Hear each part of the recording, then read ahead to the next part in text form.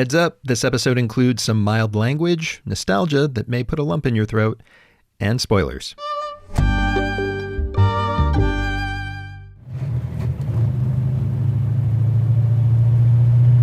Back in 1970, a struggling musician named Bill Danoff was on a road trip from his home base of Washington, D.C. to Maryland.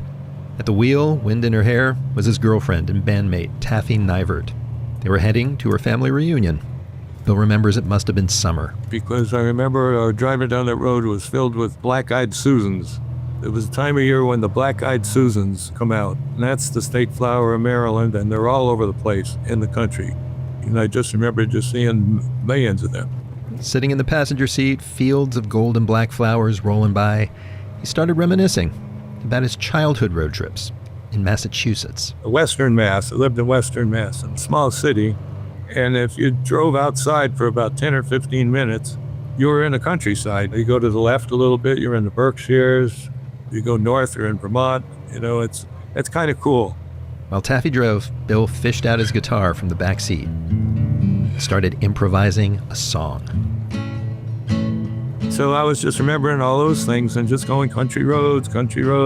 And that's all I had was the country roads. I knew it was going to do that. And that was it. And then we went to the reunion. But that hook, country roads, just wouldn't get out of their heads. They added a melody during another road trip to a gig in Chicago, and the lyrics hit them like a lightning bolt on a drive down to Roanoke, Virginia. You go down there and there's the Shenandoah River and there's the Blue Ridge Mountains. And I just assumed on the other side of the Shenandoah River it was West Virginia. Well, it wasn't, apparently. It was Western Virginia, but I'm a songwriter. What do I know? But I remember it just came out as one piece. Almost Heaven, West Virginia, Blue Ridge Mountains, Shenandoah River. Almost Heaven, West Virginia, Blue Ridge Mountains, Shenandoah River. I thought, well, that's pretty cool. It was pretty cool. And when a friend of theirs recorded the tune, an up-and-comer named John Denver, Bill and Taffy's song rambled into American culture. And then traveled way beyond. To British football terraces, karaoke bars in Germany, Croatian nightclubs, and the soundtrack of a movie that helped embed it in the culture of Japan and into its country roads. Literally.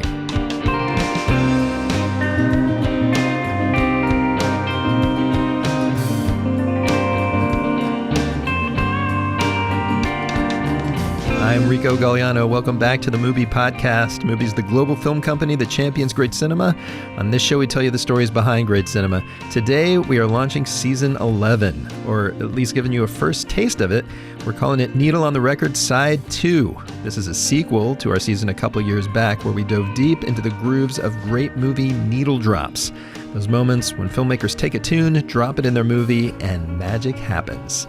After today, we're going to spin you a few of those golden oldie episodes in case you missed them. Stories about everything from the 80s alt-rock of Donnie Darko. It was the second day of photography, and here I was devoting the entire first half of the day to this music video with Tears for Fears. To the time Stanley Kubrick paired spaceships with Strauss. How can you make such a movie with this high-tech and futuristic stuff and use the Viennese walls? I mean, give me a break. But then we're going to get into new episodes, and we've actually got one of those today, the tale of Whisper of the Heart, an animated 1995 classic from Japan's Studio Ghibli.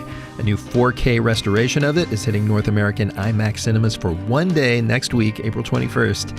And it is a movie practically built around multiple versions of, yes, Take Me Home, Country Roads, favorite tune of the guy who wrote the film, the legendary Hayao Miyazaki, even if he couldn't quite translate the lyrics. He said, I have this lyric. And when I heard it, I thought it was terrible. So I told him, I think it's terrible.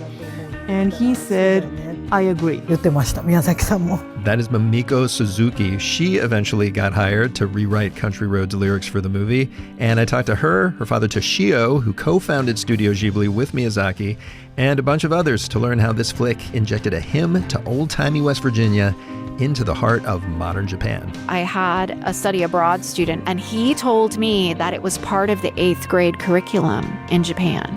Like, it was doing what? What were they doing with it? Learning English. So listen up as we drop the needle on Whisper of the Heart.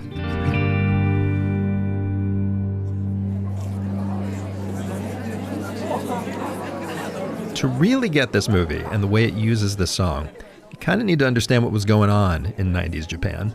So we're going to start this story back then at a movie theater in the city of Kanazawa, where an undergrad exchange student named Reina Denizen was about to take in her first Miyazaki film with a standing room only crowd. Princess Mononoke was first released in cinemas, and I went because someone told me there was this great animated movie. And I watched people stand for the whole of this 2-hour-plus film and watched people just enraptured with it and thought, there's something so special here, it's worth finding out more about.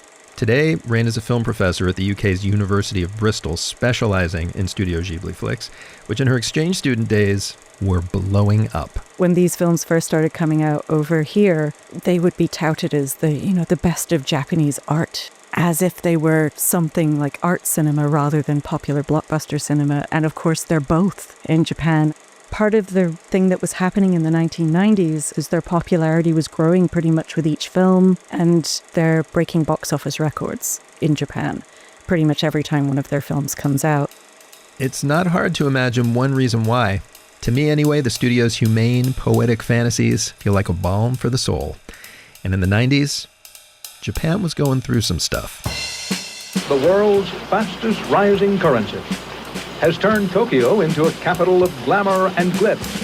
See, I grew up in the 80s, and this was the Japan I knew. A financial powerhouse that for a minute had the boomingest economy on the planet, and the excess to go with it. Restaurants here will whip up a little something for $500 a person, service included. Dessert, $120 melon, or a cake baked with gold and diamond.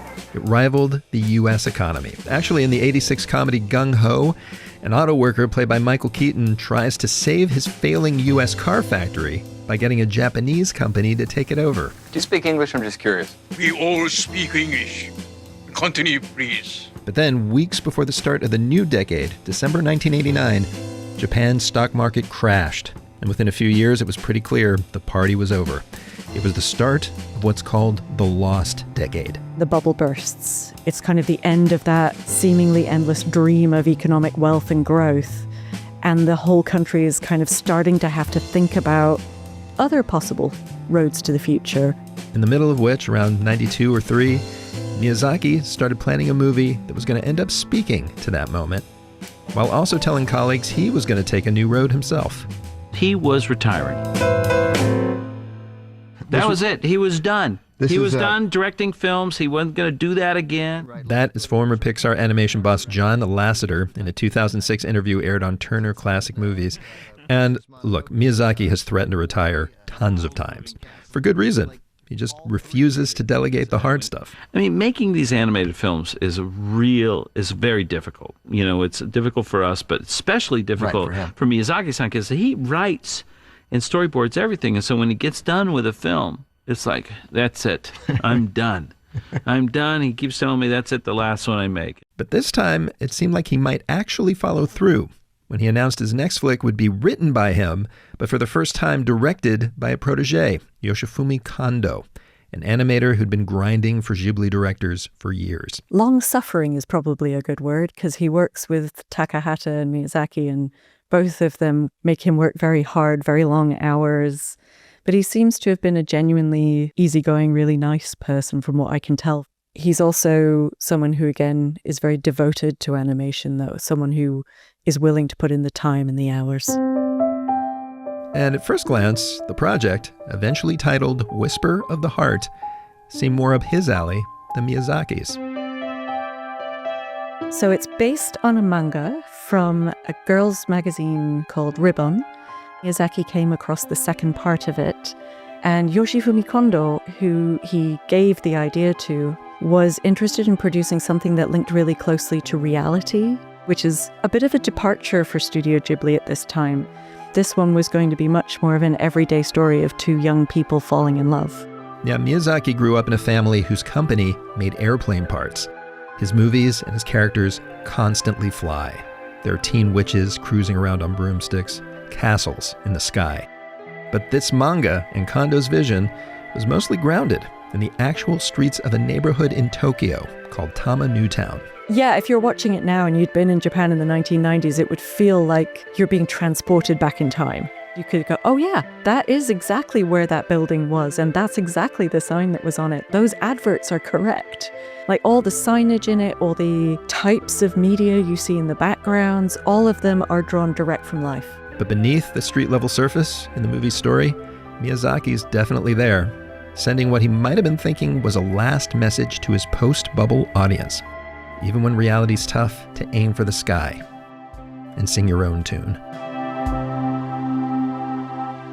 Whisper of the Heart's hero is Shizuku, a 14-year-old living in a cramped Newtown apartment with her folks. Hey, I'm home. And with her grumpy older sister, a college kid. Oh, hey, sis. You're back early. I'm beat. Who pretty much never stops reminding Shizuku what's expected of her. You're gonna have big problems if you slack off just because Dad and Mom don't bug you about it. I'm studying, okay? Except she doesn't really study so much. Instead, she dreams of writing stories. Shizuku, time to put the books away and go to bed. Okay, Dad, good night. And daydreaming about a mysterious boy whose name keeps showing up in the borrower's cards in her library books. Here it is again. Seiji Omisawa. That's amazing. This guy checked out all these books before I did. Seiji Omisawa, huh? What kind of person are you? Wonder if we're anything alike. Spoiler alert, she meets Seiji Yamasawa, and at first they don't seem alike. In fact, he's kind of a jerk to her. But then they realize they're both not big on what society expects of them. Seiji wants to drop out of school and learn how to handcraft violins in Italy. But I don't know if I'll get to do it. I fight with my parents about it every day. Even if I get to go, it doesn't mean that I'll be any good at it. I'll just have to do my best and find out.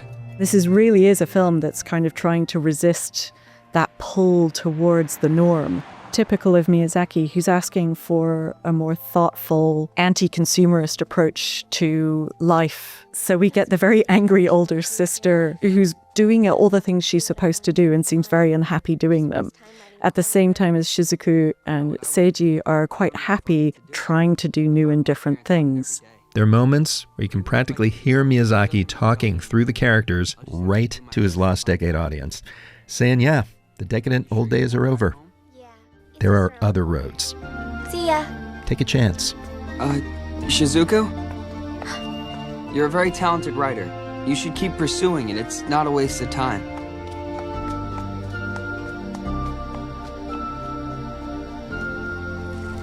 And that finally brings us to a song about roads that almost from the beginning of the movie, our heroine seems strangely determined to rewrite. Looking over, sprawling city, how I do yearn for hills and clouds so pretty. That's Shizuku's first stab at it from an early scene, but Country Roads shows up over and over again with different words, played in different musical styles. In fact, interestingly, in the promotional materials for the film, they talk about Country Roads being the second gensaku, or original work, that the film is based on. Oh, as well as the manga. As well as the manga, yeah. So it's given an almost equal footing to the original manga in terms of adaptation sources. Before I ask why, I want to know how. How did this piece of 70s Americana even roll onto these filmmakers' radar? Turns out the road it took from Bill Danoff's guitar to Tokyo is twisty. I'm going to flash us back to 1970 again, and a night at Bill and Taffy Nyvert's house in Washington, D.C. They were hanging out with an old friend and fellow folk act, a guy with glasses, blonde mop top, and a plaster cast on his thumb, John Denver. See, they'd all just played a club gig together, and on his drive to Bill and Taffy's afterwards, somebody rammed into the back of the car, and John went into the windshield and put his hand up and broke his thumb. And we're all sitting there doing the kinds of things we did in the 70s to relax after traumatic events, which involved smoking stuff and drinking beers. And John said, let's play something. Bill and John Taffy played him a nascent version of Country Roads. And as much as you might like the song, you can probably imagine how much even better it gets after smoking stuff and drinking. Denver punched up a few of the lyrics, and we tried it out at the club the next night. John still had the broken thumb, so he can't play the guitar, and the people clapped for about 5 minutes straight. I never saw anything like it or heard anything like it. We did it the next show. There were 2 shows a night. We did it the next show, same thing. And John had a wonderful capacity and proclivity to get very excited about things. Oh my gosh, that's a hit. That's a hit song. Did you record it? And I said, no, we don't have a record deal. And he says, well, I got a record deal. the response to the record, same as in the clubs. As soon as the record started coming off, we started hearing these stories about it. I mean, almost right away. I remember this is probably the first month. There was a story about a Greyhound bus driver from West Virginia who was on his way to Florida, and Country Roads came out. He turned the bus around and went back to West Virginia. You'd hear weird shit about the song having this effect on people. Denver's label, RCA, smelled a monster hit, the kind that could move units anywhere. There was just one problem. They wanted to release it worldwide, but they didn't think John could do it. John was not known around the world. He wasn't even known in the United States. It was his first chart record. So from the very release of the song, there were all these different covers. They just started distributing it to all kinds of artists all over the charts. That's Sarah Morris. She's a coordinator and assistant professor of English at West Virginia University, and she just published a book last October called Lessons from Take Me Home Country Roads. Sarah says RCA farmed the tune out to big U.S. country acts first. Loretta Lynn, Lynn Anderson, Tennessee Ernie Ford, the Statler Brothers, they all recorded covers within the first year of the song's release. And then Ray Charles did an R&B cover, which is Bill Danoff's favorite. Yeah, go ahead. Almost heaven, West Virginia. Very soulful and wonderful. So we see Charles's version having influence like the Toots and the Maytals version. Almost heaven, West Jamaica. And we know that those directly trace because the chorus and the bridge are juxtaposed, right? They're switched, just like in Charles's version. So that's pretty cool. But then, most germane to our story, came the third in what Morris calls the Holy Trinity of Country Roads covers, sung by an angelic voice from down under. Country roads, take me home. RCA artist Olivia Newton-John. So that's on her album, Let Me Be There, which I think was her third studio album. And it went all over the world. How far? On his honeymoon in Croatia, over 15 years later, Bill Danoff heard a hotel band cover Country Roads and introduced himself to them as the song's co-writer. Word must have got around the place because... The next day, I'm walking by the front desk and the guy calls me over. So the guy says to me, he says, you write the Country Roads song? And I said, yeah. He said, what's Olivia Newton-John like? Almost heaven, West Virginia. Sarah Morris says Olivia's cover was top 20 in the UK and top 10 in Japan. It's almost definitely the version Whisper of the Heart's filmmakers would have heard in their youth, which might explain why it's her version that plays during the movie's opening credits, ironically over shots of noisy, super non-country Tokyo. Take me home to the place I belong. But why have the hero obsess over it? If you ask the movie's producer, Toshio Suzuki, like a lot of things, on this, Miyazaki went with his gut. Miyazaki loves listening to music. Even if he doesn't understand the lyrics, he feels the music. And this was the case with Country Road. To him, this was what young people's music sounded like. But it was going to take an actual young person to make the lyrics make sense in the middle of the lost decade. Mamiko Suzuki takes Country Roads for a spin and makes a complete U-turn. That's coming up in just a minute. Stay with us. Take me home, country road.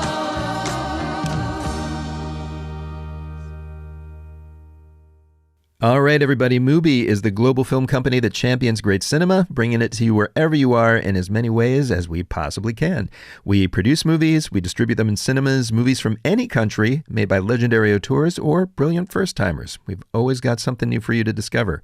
And oh, the discoveries we've got for you if you're into animation, which if you weren't before you started this episode, I hope you are by now. We have put together a bunch of gems on our platform, and we are calling it Drawn to Life Animated Films. One of the standouts I think you're going to be excited about is called Yuki's Son. This is a 5-minute short Hayao Miyazaki made 13 years before co-founding Studio Ghibli. It was kind of a miniature pilot for a TV series. And even bite-sized, his work just soars with compassion. We've got that streaming almost globally. And if you're in the UK or Ireland, we've got Flow. That is the dialogueless movie about a cat on a wild adventure. It won the Oscar for Best Animated Feature a couple years back. And a cat plays a major role in Whisper of the Heart, actually. So maybe this would be a good double feature. Anyway, there's lots more where those came from. Once again, we're calling the series Drawn to Life. And you can start watching by subscribing to MUBI at MUBI.com. We've got all the info and links you need in the show notes of this episode. Speaking of which, let's get back to the episode. So, is that a real violin you're making? Oh, yeah. So there's a moment about midway through Whisper of the Heart with the movie's heroine, Shizuku. It's one of the most charming things I've ever seen. And Raina Dennison's with me on that. Yeah, so there's a wonderful scene where she goes to visit Seiji in his workshop, and she asks if he can play the violins that he's trying to make, and he's like, no, a bit, I'm all right. And then he gets out this violin and starts to play an absolutely gorgeous version of Country Roads. And Shizuku, sings the lyrics that she has adapted and translated in Japanese.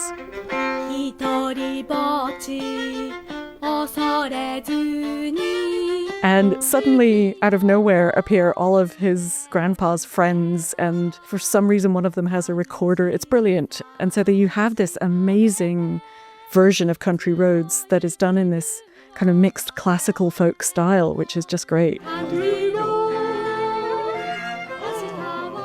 Look, Raina and I aren't special. This is everyone's favorite scene. So it's surprising to learn the lyrics Shizuku sings, which as you'll hear in a minute are kind of the soul of the whole movie, came together at the last possible second. With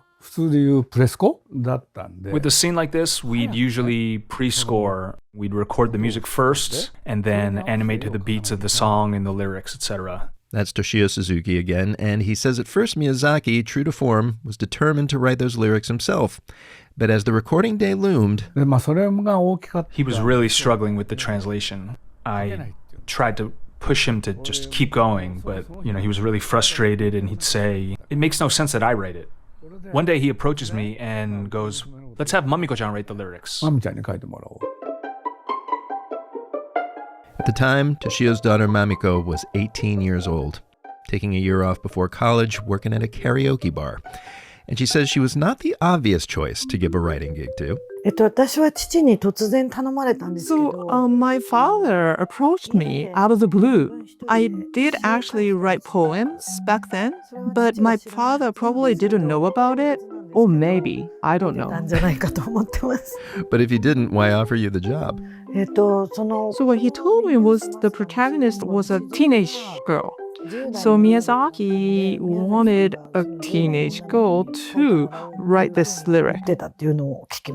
And even though she'd never heard Country Roads, at the time she was way into like Guns N' Roses, she didn't feel much pressure, especially when she heard Miyazaki's stabs at it.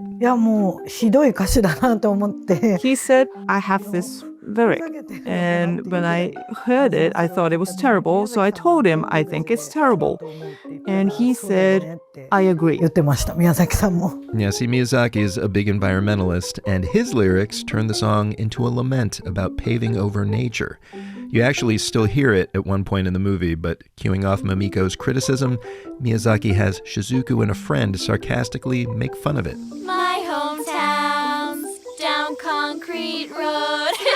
Let's sing that. But when Mamiko finally sat down to take her own stab at Country Roads lyrics, she realized It wasn't going to be easy for her either. So I knew the ask, right? So I knew that it was supposed to be a lyric written by a teenage girl. But when I heard the music, the only thing that came up was I got this image of a boy walking this riverside road. So I was struggling and tried to come up with something that would tell a story of a teenage girl. So she procrastinated, with the recording date now bearing down on her. And then my father came to me and told me that it's the deadline, so do you have the lyric? And so I wrote it almost on the spot. I understand. So you wrote it how fast? Like, an hour? So according to my father, I wrote it in 5 minutes in front of him. Toshio didn't mind, though. For him, this was all a way to cure Miyazaki of writer's block, maybe give him something to punch up. However her version turned out, it would at least move things forward. But then when I showed him the finished product, he just goes, good, let's use it. Which makes sense, because Mamiko's lyric is almost the opposite of the original, and it's totally perfect.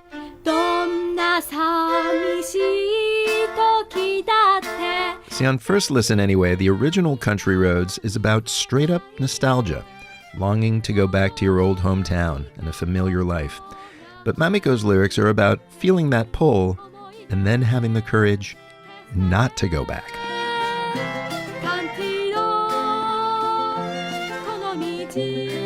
Even if this road leads all the way back to my hometown, she sings, I won't go there. I can't go there. So around that time, a lot of my friends, they came to Tokyo from like a rural area or the countryside. They are striving. And I grew up in Tokyo. I was born and raised in Tokyo. So those friends, to me, I really looked up to. They were more independent and they seemed to be more stronger than me. So I think I had those friends in mind when I thought about Country Road, like them trying to let go of that road that would lead back to their home to achieve their dreams. For a movie about resilience and forging ahead, it was the perfect sentiment. Even if, during recording, Miyazaki got cold feet, suddenly worried that it almost seemed like an ode to teenage runaways. Miyazaki-san felt it was a little too dark and tried to change it. And Yoshifumi Kondo, who was the director, really objected. He liked it because of that. It turned into a huge blow-up. And later on, I learned why. Kondo-san grew up in Niigata Prefecture, a few hours outside of Tokyo. It turns out he was a runaway himself, and that's how he arrived in Tokyo in the first place. That's why he was so taken with Mamiko-chan's lyrics. Learning this, I found myself very moved. Mamiko was moved too when she saw the final product on a DVD her dad brought home, and she realized how many times her lyrics kept popping up. I was wondering whether, are they actually going to use this lyric in the ending theme of the film? And then they did. What happened? What happened in your mind at that moment?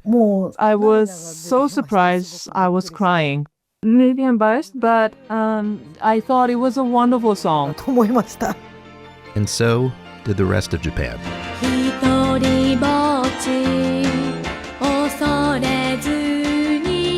Yoko Hona, the voice actress who plays Shizuku, actually recorded it. It's her version you hear in the end credit sequence.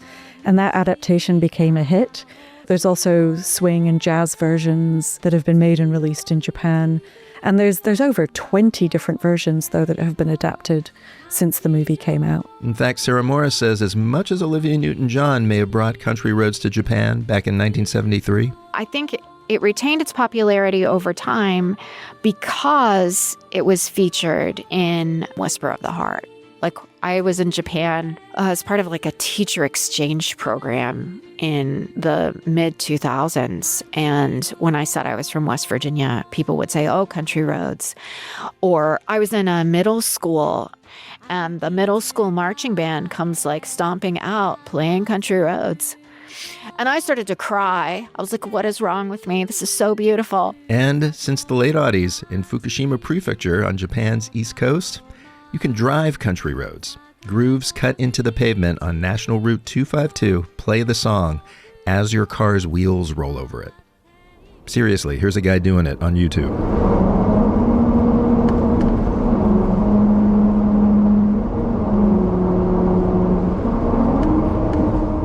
Alas, Yoshifumi Kondo didn't get to experience any of this.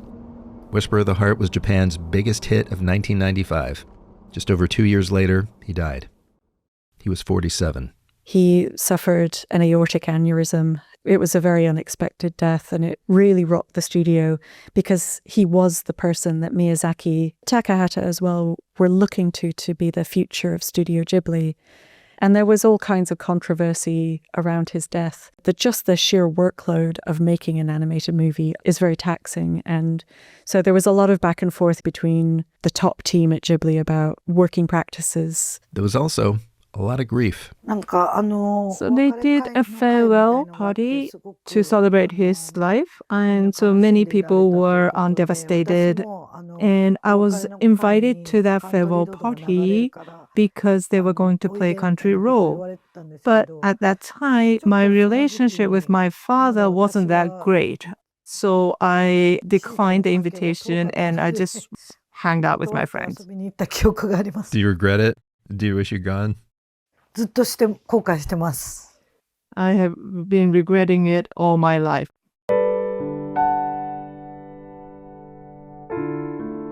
Got me thinking about that song, Country Roads, and how it somehow makes total sense anywhere, in any form. In Whisper of the Heart, it's played by teens and their grandparents as a pop tune and a folk tune. Manchester United fans sing it like a hopeful hymn before kickoff. Bill Danoff says American soldiers latched onto it under fire in Vietnam. Ghibli's animators played it at their friend's wake. How does it do that? Sarah Morris says she asked herself the same question. Like, why? Why the song? What is it? And one of the core concepts that I settled on is it's a Welsh concept called Hiraeth, which is this idea that we have this existential longing for a home that doesn't exist. And I think there's something about Country Roads that captures that feeling of belonging, of imagined place. And that's exactly what's happening in the movie, right? These two young people trying to find their path to get to this place that doesn't exist yet. And that's every coming-of-age story. We don't know where we're going, but we know we want to go somewhere, and that somewhere is going to feel like home when we get there.